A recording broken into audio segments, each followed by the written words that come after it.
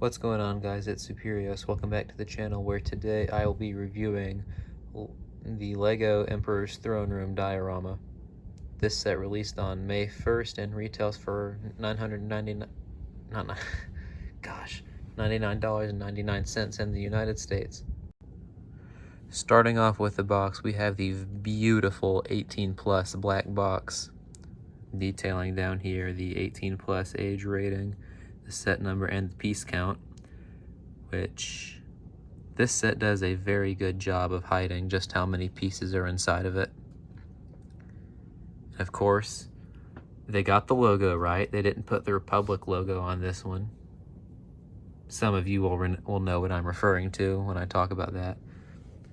Of course, we have the quote front and center right there, as well as the 40th anniversary Return of the Jedi tag. And then the top of the box shows the Luke Skywalker figure, which I believe is exclusive to this set. And it's got the it's got the name of the set in what I believe to be French. But I'm not checking because I don't care. What are the French gonna do, wave a white flag at me? And on the back, it shows an alternate way you could potentially display the set, as well as a scene from Return of the Jedi, and that same scene recreated in the set.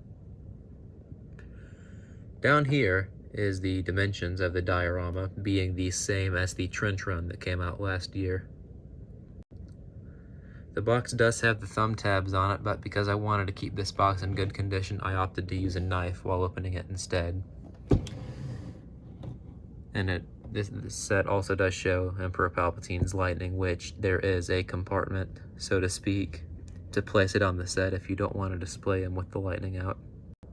Now on to the figures. I'll be starting off with the Darth Vader figure because it is to my knowledge, the only non-exclusive figure in this set.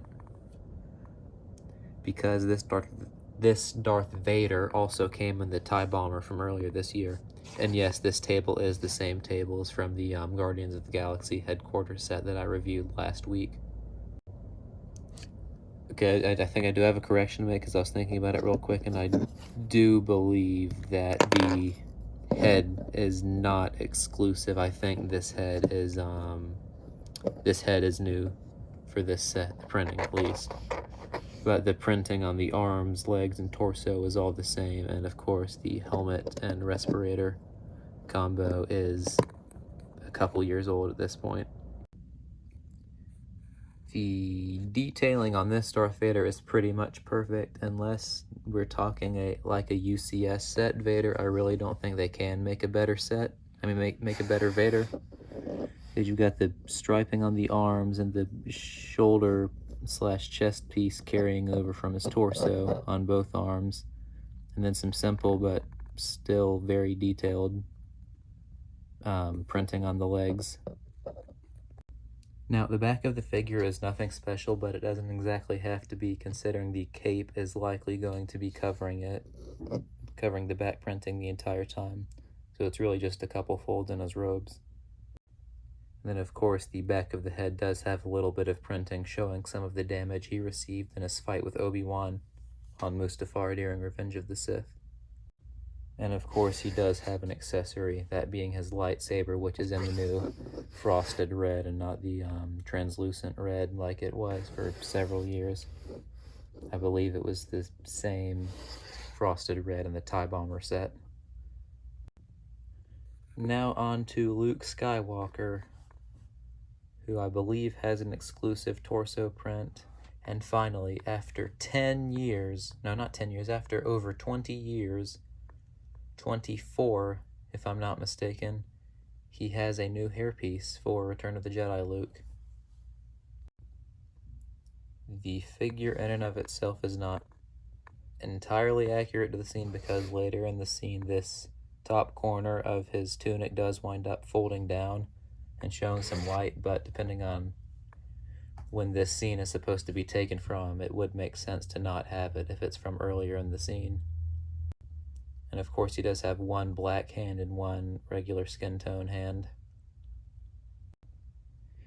The back printing has little more detail, just some folds in his tunic and his belt.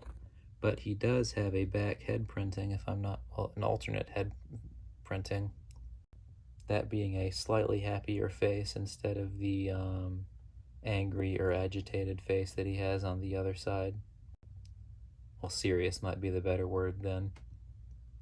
The one real criticism I have with this figure that isn't even really criticism is how tall the hairpiece is, because it makes his head look a little bit longer, but that's not that big a deal at all, though they're probably not going to fix it anytime soon.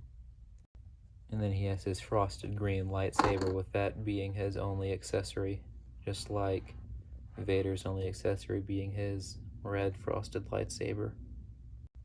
Now on to Emperor Palpatine, who's, I believe, is exclusive to this set, but I'm not entirely sure. I know at very least his head print is exclusive to this set. His robes are very plainly detailed because they don't really need any extravagant detailing. But the clasp up here at the top, you can see it better on my fingers right there, yeah. That is fairly well detailed.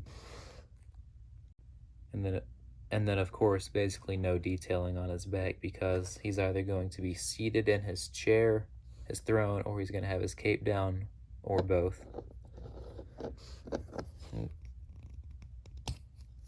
And then he does have a more serious alternate facial expression. He looks almost like a Dementor from Harry Potter right here, actually. And now for Palpatine's accessories, he's got his blue Force lightning. Maybe they should have included a cane for him, but that wasn't really in his throne room. Seeing it also, it makes sense why it isn't here, though it still would have been cool to have. Now, onto the diorama itself. I would love to start off by talking about just how much I love just how much detail is in this window back here. They did not have to put this much detail into it, I don't think, but they still knocked it out of the park with all these window panes, even if it was kind of aggravating to build in the moment. And of course there's some Technic pins holding everything together to ensure that it's nice and strong. So you can, oh, that piece came out. You can like shake it around pretty good and it's not gonna break. Not that you would really have a reason to do that, but it is pretty solid. Now starting off down here, fortunately neither of these tiles are stickers. They are printed on there. And of course the quote for this set was pretty much perfect. "I am a Jedi like my father before me," said by Luke Skywalker right before he surrendered to the Emperor. And of course just a standard Lego Star Wars logo. Now we have these two, I think they're sentry posts or something right here. I do not believe you can fit a minifigure in there, even though that is in universe what they were there for like guards or officers or something. And speaking of guards, some people think this set could have benefited from having two of Palpatine's royal guards here, but that wasn't really necessary because they weren't ever in the scenes in the throne room, except for back this way toward where the elevator was. But other than that, I mean, they weren't anywhere to be found inside the throne room. Now, before I start moving up, I would like to talk about where Palpatine's Force lightning is hidden at the moment. So the storage for the Force lightning is right underneath this platform right here. Let me see if I can... It is difficult to get off. Okay. Because I'm just knocking everything over. Yep, Force lightning, and then you can just pull it off and use it. Yeah, I did knock Vader down whenever I popped this panel off. So yeah, there's that. Before moving up, I would like to brush on the 40th anniversary logo. So I don't like the way it looks because I think it kind of ruins the whole like aesthetic by just the black border that the other two diorama sets I have with it also have. So I just don't have it on there. Instead, what I did is I just took the black panel off the top of it. Do not lose that. I just took this off the top of the 40th anniversary thing. And took off the two tiles. One moment. There were two of these right along here. One of them I do not know where it went, but the other one fell inside here when I took it off. and it just fell out when I was shaking it around earlier. Yeah, it would go right here, but like I said, I don't really like the way it looks. So what I did is I just took the plate off the top of it and just put it there and display it like that. This I pulled off the Lego Death Star I got with the order. Moving up, there is a fair amount of empty space up here, and it creates a really nice, clean look to where it really doesn't distract from the figures at all. And this arch around the throne area was really fun to build, if not a little aggravating at a couple points. And this railing, I think it's kind of, I don't know if flimsy is the right word, but I really don't like the way it looks too much. But that's really more of a nitpick than anything. It is hollow through here for whatever reason, but that's really not that big a deal, especially if you're just going to be displaying it head on like I am. And then Palpatine's throne. This was very well done. The shaping and getting the purple in the interior. Palpatine's cape goes into it a little rough, but it can go in pretty randomly, so that might not necessarily be a everybody's problem thing. Could just be a me thing. Overall, this is without question my favorite diorama, and it is I think it ties for first as my as my favorite set in this wave. The only set I like better than this is may like better than this is the TIE Interceptor. And that is simply because of how beautiful the TIE Interceptor model is. I will get to that review in a day or two. Thank you so much for watching this video. If you enjoyed it, go ahead and give it a like and subscribe and tap the bell for notifications so you can be notified when I release my other reviews. Thanks for watching, and see you tomorrow. Bye.